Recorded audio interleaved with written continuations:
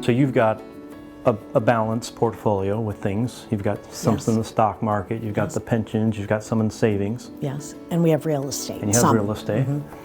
You mentioned you also have some in annuities as well. And Yes. your intention is to pass that on to your family members. Would you say you're happier in retirement because you have consistent income coming in? Absolutely, because there's just not the worry that other people might have about the stock market, like you said, or things. The only thing I think I worry about is staying healthy.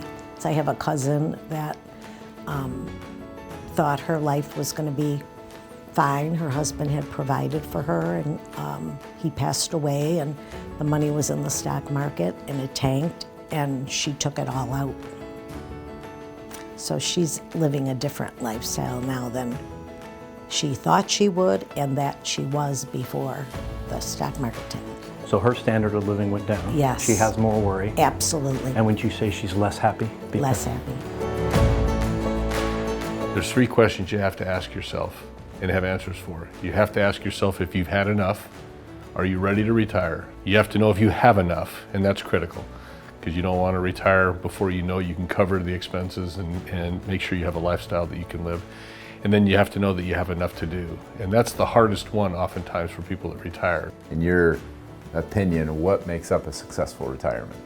A successful retirement would be when you feel like you've achieved your objectives in life, whatever they are, no matter how tall or how short they are. But when you've got to a place that you're no longer having to go to a job every day, or if you're going to a job, it's because you want to rather than you need to. Yeah. So do you have a feel for how much income your annuities will produce? To a penny, I know how much they're going to produce. That's how you define a successful retirement.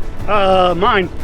I can go anywhere I want to go, and I have the time and the money to do it. I live off the pension of the fire department plus the Social Security that I have, and I make more than enough to get by. What makes you feel comfortable? Is it having a big nest egg or the income that keeps coming every month? The income that keeps coming every month. But Absolutely. If you don't have a pension, you invest in something that's going to give you a guaranteed income, and that could be annuities. we want to lock in the lifestyle so that we know that no matter what happens with the other investments, you don't have to reduce your standard of living because you've got enough income coming in.